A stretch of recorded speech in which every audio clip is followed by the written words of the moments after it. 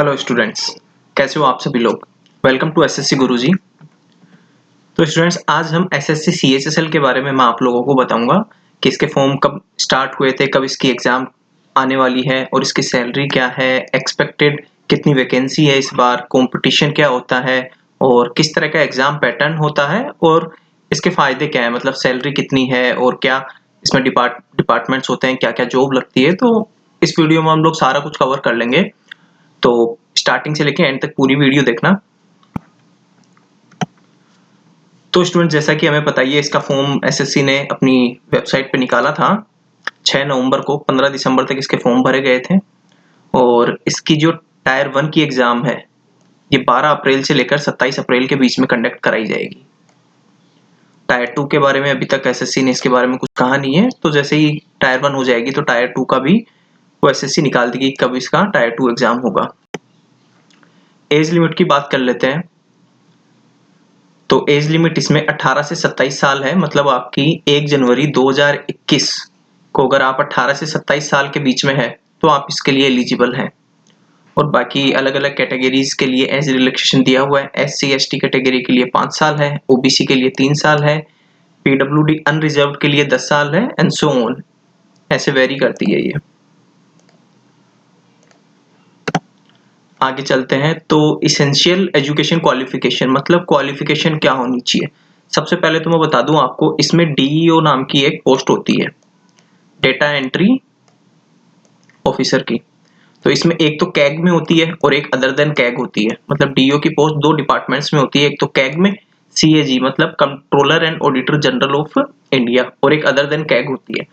अगर आप कैग में डीईओ की पोस्ट पे हैं तो आपको 12th के साथ साथ 12th आपकी साइंस स्ट्रीम से होनी चाहिए, जिसमें मैथ्स आपका एक सब्जेक्ट होना चाहिए, तभी आप इस पोस्ट के लिए एलिजिबल हैं। अगर आप इसके अलावा देख रहे हैं कि एक्सेप्ट डीईओ इन की सीएजी और बाकी जितनी भी पोस्ट हैं, जैसे एलडीसी है, जेएसए है, पोस्टल असिस्टेंट है, सोटल असिस्टेंट है, तो उसमें आपको केवल 12th की डिग्री चाहिए, मतलब 12th पास होनी चाहिए आपको।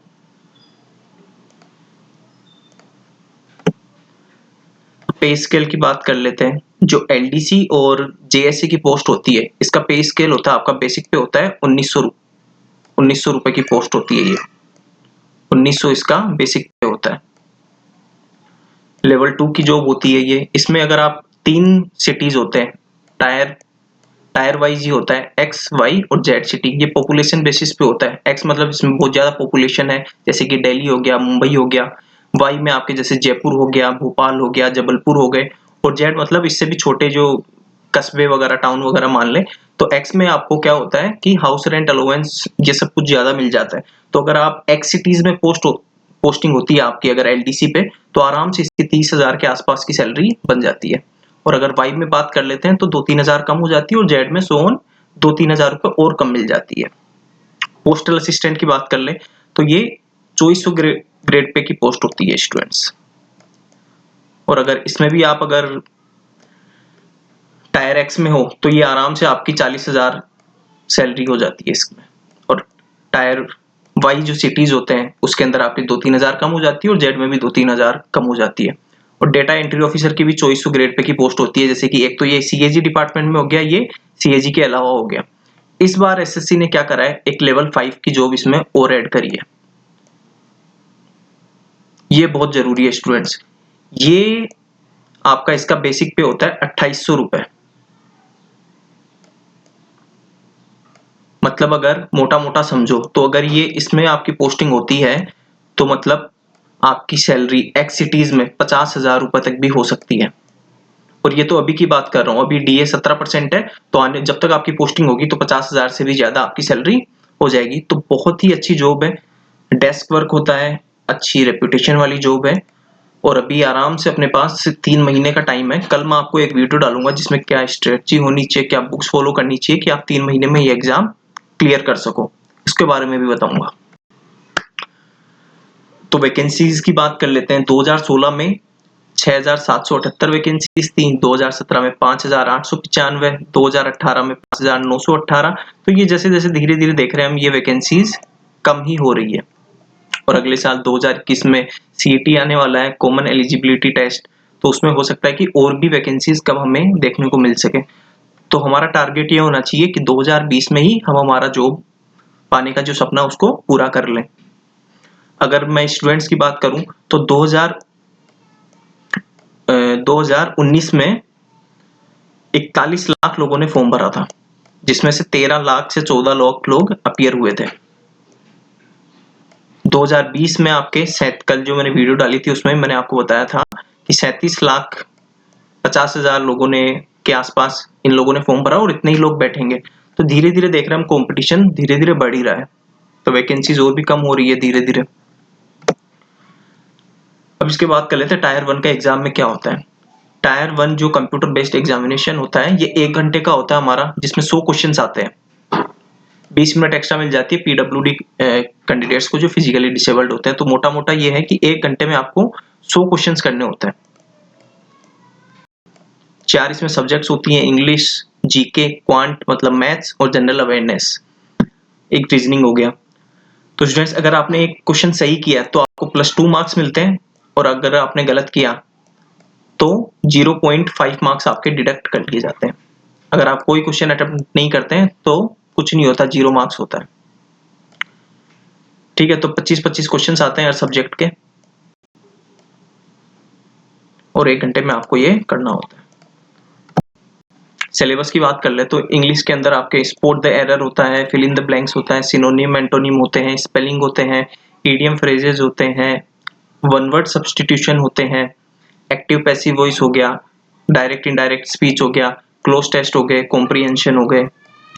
जनरल इंटेलिजेंस की बात कर लेते हैं, रीजनिंग की बात कर लेते हैं। तो रीजनिंग में आपके एनालॉजी हो गए, ट्रेंड हो गए, नंबर क्लासिफिकेशन हो गया, प्रॉब्लम सॉल्विंग जो आपकी टेक्निक है वो हो जाती है, कोडिंग डिकोडिंग हो जाती है, और वाटर इमेज, मिरर इमेज और बहुत सारी चीजें। मतलब इसमें जो भी सिलेबस है वो आप इसका स्क्रीनशॉट ले सकते हो एक बार।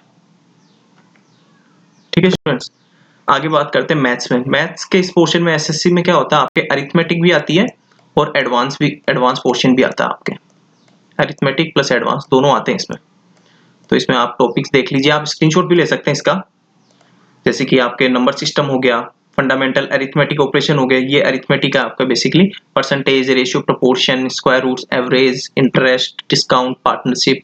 फिर ये एडवांस पोर्शन आ जाता है, अलजेब्रा, ज्योमेट्री, मेंसुरेशन, ट्रिग्नोमेट्री और स्टैटिस्टिकल चार्ट्स। ये आपके डीआई होते हैं बेसिकली। और जीके की बात कर लेते हैं। तो जीके में आपके जीके का क्या है कि कुछ फिक्स तो है नहीं, मतलब कहीं से भी आ सकता है। हिस्ट्री हो गया आपका, इकोनॉमिक्स हो गया, कॉन्स्टिट्यूशन हो गया, ज्योग्राफी हो गया, और आपके आजकल जो ट्रेंड रहा है तो ज्यादातर लोग करंट अफेयर्स और स्टैटिक पे ज्यादा ध्यान दे रहे हैं, क्योंकि मोस्ट ऑफ द क्वेश्चंस, मतलब आप लगा लो 6 से 8 क्वेश्चन 25 में से करंट अफेयर्स और स्टैटिक जीके पे ही आ रहे हैं। ठीक है स्टूडेंट्स, टायर 1 क्लियर होते ही उसकी अगर आप क्वालिफाई कर लेते हो कट ऑफ, तो उसके बाद आपका टायर 2 कंडक्ट कराया जाता है। दोनों एग्जाम के बीच में जैसे टायर 1 का रिजल्ट आएगा और टायर 2 की एग्जामिनेशन, इनके बीच में आपको कम से कम 1 महीने का टाइम जरूर मिलता है। जैसे कि इस बार भी है कि 2019 का जो रिजल्ट आने वाला है वो 15 जनवरी को आएगा, और जो 2019 का जो टायर 2 होगा वो आपका 14 फरवरी को है। तो इसके बीच में आपको 1 महीने का टाइम मिल जाता है। तो 1 महीने का टाइम बहुत सफिशिएंट होता है, आप डेस्क्रिप्टिव की तैयारी कर सको। तो इसके बारे में पहले टायर 1 की ही हमें सोचनी चाहिए, क्योंकि टायर 1 का जो एग्जाम होता है CHSL में बहुत ही ज्यादा कंपटीशन होता है, उसमें CGL से भी ज्यादा होता है, वो मैं भी आपको आगे बताऊंगा। तो अभी बात कर लेते हैं टायर 2 में क्या आता है। टायर 2 जो होता है डिस्क्रिप्टिव पेपर होता है, 100 नंबर का होता है, वही आपको 1 घंटा मिलता है इसके लिए। मिनिमम इसमें क्वालिफाइंग मार्क्स आपको, मतलब मिनिमम इतने 33% तो आपके होने ही चाहिए, तभी आप पास हो पाओगे। अगर 33 नंबर से भी कम आते हैं तो आप क्वालिफाई नहीं कर पाओगे। आप किसी भी लैंग्वेज में दे सकते हो, हिंदी और इंग्लिश, वो हमें अपनी आंसर कॉपी पे सेलेक्ट करना होता है। ये basically pen and paper mode पे होती है ये एग्जाम, तो वहां पे हमें पहले सेलेक्ट करना पड़ता है कि आप हिंदी में लिख रहे हो कि इंग्लिश में लिख रहे हो। और सबसे पहले इसमें ध्यान देने की बात है कि बहुत सारे लोग UFM अनफेयर मीन्स का भी हो जाता है। अगर आप लोगों ने करेक्ट रोल नंबर नहीं लिखा तो सबसे पहले जरूरी बात है करेक्ट रोल नंबर लिखिए अपनी मार्कशीट पे। उसके बाद में आपका सिग्नेचर भी करना होता है, लेफ्ट थंब इंप्रेशन भी होता है। अगर आप लोगों ने इनमें से कुछ भी चीज मिस कर दी तो आपके चाहे कितने भी मार्क्स है वो आपको क्वालिफाई नहीं करते, वो अनफेयर मीन्स का केस लगा देते हैं। और इसमें टायर 2 में एक ध्यान देने वाली बात ये भी है कि मार्कशीट के अंदर, बाहर तो आपने बिल्कुल अपना रोल नंबर लिख दिया, साइन हो गए, लेफ्ट हैंड थंब इंप्रेशन लगा लिया और लैंग्वेज लिख दिया आपने हिंदी और इंग्लिश। मार्कशीट के अंदर आपको ना ही तो नाम लिखना है, ना ही रोल नंबर, ना ही मोबाइल नंबर, एड्रेस एक्सेट्रा। अगर ऐसी कोई भी चीज है जो जिससे ये पता लग सकता है कि आपकी आइडेंटिटी रिवील हो रही है, तो भी वो अनफेयर मीन्स का केस लगा देते हैं। अब बात करते हैं स्टूडेंट्स टायर 3 की skill test, typing test. Skill जैसे ही आपका टायर 1 प्लस टायर 2 का कट ऑफ आ जाएगा, अगर आप क्वालिफाई कर जाते हैं उसके लिए, फिर आपका टायर 3 की एग्जाम कंडक्ट कराई जाती है। इसमें क्या होता है, आपका अलग अलग पोस्ट के अनुसार अलग अलग उसकी एलिजिबिलिटी होती है। जैसे कि अगर आप डीईओ के लिए कर रहे हैं तो इसमें बता रखा है, जैसे डीईओ अगर कैग डिपार्टमेंट में है और अदर देन कैग है, तो अदर देन जो कैग है उसमें आपको 27 वर्ड्स पर मिनट की स्पीड चाहिए होती है, और कैग के अंदर आपको उससे थोड़ी ज्यादा चाहिए होती है। जैसे इसमें लिखा हुआ डेटा एंट्री स्पीड ऑफ 8000 की डिप्रेशन पर आवर, मतलब आपको 1 घंटे में 8000 की डिप्रेशन करने पड़ेंगे। 15 मिनट का टाइम आपको मिलेगा, तो 15 मिनट के हिसाब से जितने भी आपके बनते हैं, मतलब 2000 से 2200 इतने की डिप्रेशन होने चाहिए, तभी आप लोग इस पोस्ट के लिए एलिजिबल रहोगे। नेक्स्ट बात कर लेते हैं typing speed for ADC, JSA और पोस्टल असिस्टेंट के लिए क्या स्पीड जरूरी है। अगर कोई हिंदी मीडियम में है तो हिंदी मीडियम वालों के लिए केवल 30 वर्ड्स पर मिनट ये स्पीड होनी चाहिए, और इंग्लिश मीडियम वालों के लिए 35 वर्ड्स पर मिनट।